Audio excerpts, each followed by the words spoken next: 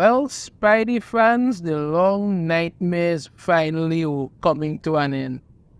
And then we can get ready for the next nightmare that's coming, because believe you me when I tell you, ain't no way Marvel's gonna make Spider-Man's life any better, because they have said so themselves. Let's get into it. As one would expect from what's been going on, this is another example of horrible things continuing to happen. Spider-Man's life is literally been upended during the Zeb Wells run. It was pretty terrible. All the work that was being done by Nick Spencer to undo the one bad day, I always mess up that run and bring Spider-Man and Mary Jane back together got thrown out the window. I don't think there's anybody who could call themselves a Spider-Man fan who could honestly say that they have enjoyed what it is Zeb Wells and Marvel have been doing to Spider-Man. It's some of the worst written nonsense ever. And there is no excuse for it at all. But they're doing it and acting like you're supposed to love it for some reason. Well, let's take a look at what the new information we have of how this nightmare is finally coming to an end. It's article from Bounding Into Comics. Marvel Comics finally announces the end of Zeb Wells' terrible, amazing Spider-Man run. As far as I'm concerned, it should have never happened in the first place. Somebody over at Marvel should have taken a look at that script and said, this is absolute garbage, we can't do this. But considering they're the ones who most likely told Zeb Wells to do this, that's what we got. Spider fans, the pain is finally almost over. And then new pain will start. Marvel Comics has officially announced that the next major Amazing Spider-Man story arc will be the last of writer Zeb Wells and artist John Romita Jr.'s absolutely painful run on the title. And oh God, has it been painful. And this is the start of it. Yeah, Amazing Spider-Man number 50. That's where the start of the ending is going to be. The final showdown with Tombstone begins. Kicking off in the book's upcoming 58th issue. This final arc will see the wall crawler coming to a final showdown with Tombstone as the current kingpin of crime seeks to make good on his previous post-gang war promise to beat him to death by bare hands, loud and in broad daylight where everyone can see. Now, when the whole thing started off with Spider-Man and Tombstone, a lot of people said, it's actually really good. Actually, it started off really good. They're enjoying the whole thing with Spider-Man and Tombstone. I could not be bothered because, like I said before, I have been burned far too often. So I don't read Marvel or DC comics anymore unless I have to do unless I actually have to do a review for something. That's it. I don't do it anymore because it doesn't make sense. Even if something starts off good, it's going to turn into crap, and I'm not going to put myself through that. I'm sorry, but I'm not doing that. So when he said it here, or what he was going to do, right? Sadly, though, Marvel Comics has confirmed that Wells' time as Amazing Spider-Man's lead writer will in fact be coming to an end following the conclusion of what they're describing as Spidey's most brutal battle. The publisher has not yet specified just how many issues it will take him to wrap things up. Now, anything about it, this thing is going to be Spidey's most brutal battle. Yeah, except they had this whole thing in the beginning about this big showdown between him and Tombstone that just never happened. Then they had gang war where Spider-Man basically didn't do anything, and Kingpin was like, nah, I'm just gonna let you all fight there, and I'm not gonna get involved in this because it have some women fighting over something, and I don't want to be a part of that. It was terrible. Every time they acted it's going to be some big thing. And then let's not forget when Zeb Wells came on and said, he's going to do something in Spider-Man. It's going to be the most shocking thing ever. And Marvel has told him to avoid conventions because people are going to be so mad at him and all of this. And everybody was speculating, well, maybe he's going to kill off Mary Jane. And after the way she was treating Spider-Man, people were like, yeah, maybe I should kind of. And then what did he turn around and do? killed off Kamala Khan, and then everybody was like, "Wake me when it's over." I just went right to sleep. Nobody cared. Nobody gives two flying foot about Kamala Khan. When she acted like she's supposed to be some important character. No, she isn't at all. That's just it. So I really don't see this whole Spidey's the most brutal battle being Spider-Man's most brutal battle at all. It goes on. As such, not only is it currently unknown which exact issue will see the book receive a desperately needed refresh of its creative team, or who its members will be for that matter, but it's also unlikely to happen anytime soon. Yeah, I highly doubt it. Like I said before, Marvel are the ones who have the oversight, and I strongly believe they are the ones who told Zeb Wells to do this nonsense to Peter Parker's life, because Marvel executives are going to say, they don't want Spider-Man and Mary Jane back together at all. They don't want it. In Ultimate Spider-Man, Peter Parker and Mary Jane are married with kids, and that is currently the best-selling book. But no, don't give the fans what they want. No, the hell with them. They had nonsense like Norman Osborn and Peter Parker teaming up. My God, boy.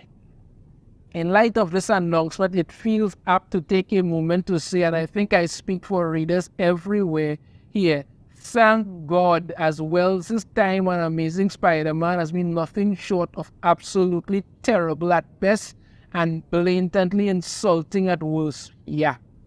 So much so that many readers consider it among one of the webhead's worst runs of all time. And I would second that. It's really among one of the worst runs ever, because it seemed like Zeb Wells was determined, absolutely determined, to destroy Spider-Man. So like, they had this whole thing about what did Peter do, and what did Peter do. And it turns out, because he had everybody hated him. You had Mary Jane who hated him, for some reason. Aunt May hated him. The Fantastic Four hated him. The Captain America hated him. Everybody that hated Peter, and they were like, you saw this thing with him in this giant crater, and you were like, maybe he did something so horrible and killed people. No, he didn't do anything. He literally didn't do anything. The whole thing it boiled down to was that Mary Jane ended up in some alternate dimension, right? Where time was moving faster, so Peter had to get her out of there. After like 2 months, she figured to herself, you know what? Peter ain't coming back. Let me go and hook up with this weirdo named Paul. Right, that was it. So Peter now, desperate to get back to Mary Jane, he went to get a device from the Fantastic Four and used some tech from them and Norman as well, to build this device so that he could get in there to rescue his wife. Well, to rescue Mary Jane, right? Desperately to do it. And yet, you had the Fantastic Four showing up, ready to cut his ass, and then acting like, they would never do that. Yeah, because the Fantastic Four have never took ventures into the negative zone or other dimensions or through time and space. Yeah, they've never done that. Never. They have never done that. It was such ridiculousness, and it was just designed to act like, everybody just needed to hate Peter Parker. When it made absolutely no sense. You're superheroes. Time is of the essence. You get shit done. But no, they just wanted a reason for everybody to hate Spider-Man and couldn't come up with one. Utter nonsense. And while that seems like a particularly tall accusation, it becomes more reasonable once one reviews just what disasters have transpired in Peter Parker's world since he took over the book, since Zeb Wells. Let's go through some of them. Mary Jane and Peter broke up yet again, in the process undoing all of Nick Spencer's previous volume-long attempt to undo the infamous One More Day story. Yeah, like I said, Nick Spencer was setting up for this thing to the rally on Reddit, because you had Peter there, ring in his pocket, ready to go and propose to Mary Jane. Everything was set up to get that done. You just threw it all away. That was it. Just threw it all away. Next, not only did they break up, But they did so because Mary Jane both lost faith that Peter would ever save her from a particularly desolate alternate dimension after just a few months, mind you, and because she wanted to date a local resident named Paul, also known as the man responsible for the mass extinction of the dimension's residents and its resulting Fubar status. Let me say this quite clearly.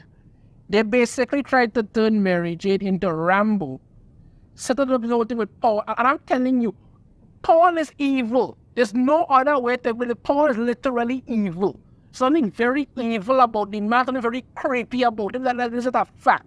And I said it before, I want to say it again. The only way to really fix this is to come out and say, listen, this isn't the real Mary Jane. Paul used some kind of weird thing to clone her or something. And he changed it so that she would love him, and the real Mary Jane is trapped somewhere on that other world. That's it. I think that's the best way to fix it. And the next point, Paul. Everybody hates Paul. I tell you, the guy is evil. He's an incorrigible son of a bitch. And you know where to put it. Just literally hate Paul. That's it. They just despise the cream. That's it. Just absolutely despise it. Next up, Ben Reilly had his entire character destroyed. His identity as who Spider-Man could be if he was able to healthily move past his guilt, thrown out in favor of a new role as another generic evil Spider-Man. Yeah, they basically just turned Ben Reilly into Venom. That was it. They gave him this name like Chasm, but his entire motivation is just Venomesque. That's it. That's what it is. Venomesque. Now, again, as I said before, Scarlet Spider, I have a problem with all these spider people all over the flicking, but I do have a problem with it. I have a big problem with it. You understand? Ben Reilly should have gotten an identity of his own, and then that would have been a way to move the character forward. No, instead, let's just turn him into freaking Venom and just act like that's supposed to make sense. Next one. Norman Osborn was given a redemption arc. Yeah, that did not work out at all. The entire premise of which was unbelievable from the start due to Western comic book industry's general refusal to allow their characters to deviate too far from the status quo. Norman Osborn is the Green Goblin. They tried to give him this whole redemption arc. As far as I'm aware, it didn't work out in the end. I believe so. I'm not sure. I don't really care, to be honest with you. But nobody was buying Norman Osborn as any kind of good guy, anything. Guy's a literal villain, and trying to give him some kind of redemption act, it just felt lazy, stupid, and forced. Next up, introduce a demonic mid-2000 LOL so random version of Peter known as Wreck Rap, and continue to push him on annoyed audiences. I saw that Wreck Rap thing once and I was like, what in God's name is this nonsense? Next up, Paul. Everybody hates Paul. Paul is evil.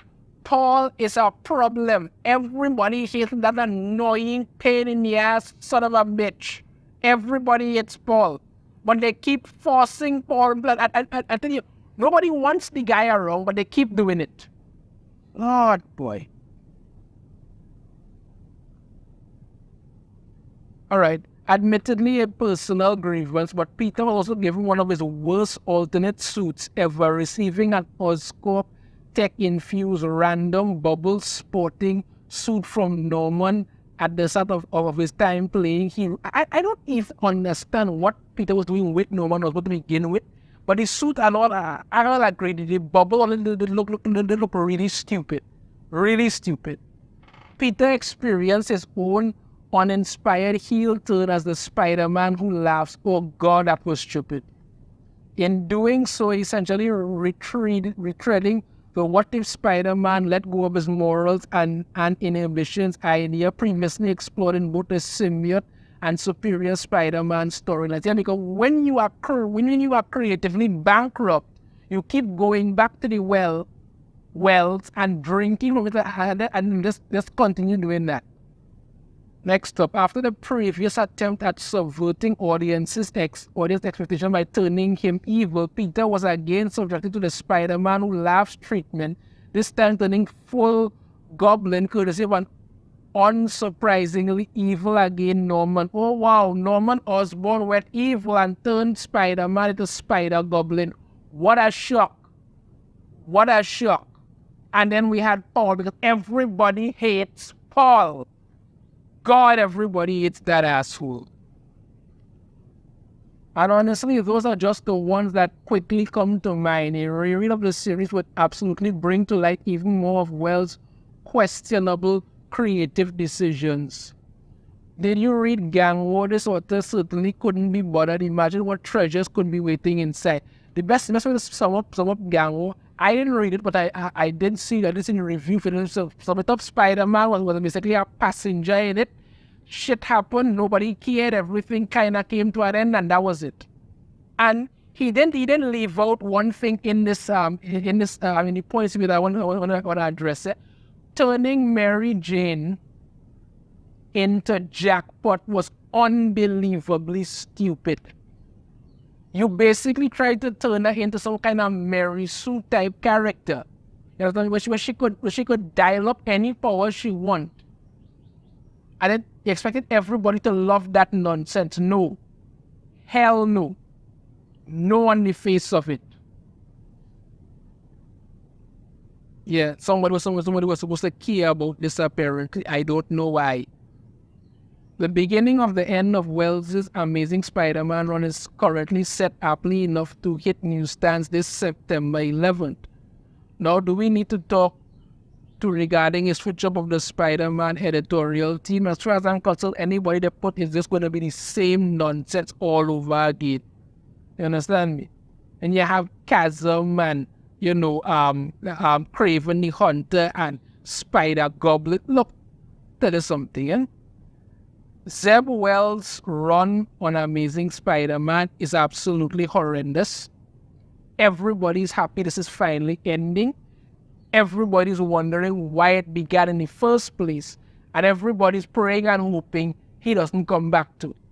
But as I said before, I'm going to say again, this may be the end of this nightmare, people. But Marvel, unless they have a miraculous heel turn, are going to continue to make Spider-Man's life miserable because they want to keep him like that, and they figure that's what the fans want, even though fans are telling you, no, they want Spider-Man happy in a healthy relationship, doing what he does best. But no, let's destroy it. I mean, it's not like, it's your number one selling book. Who needs money? Let me know your thoughts on this in the comments. If you have a different opinion, I'd love to hear it. If you like the video, hit that thumbs up. Subscribe if you haven't already. Ring the notification bell to be notified every time I upload a new video. And I shall see you all next time. Take care.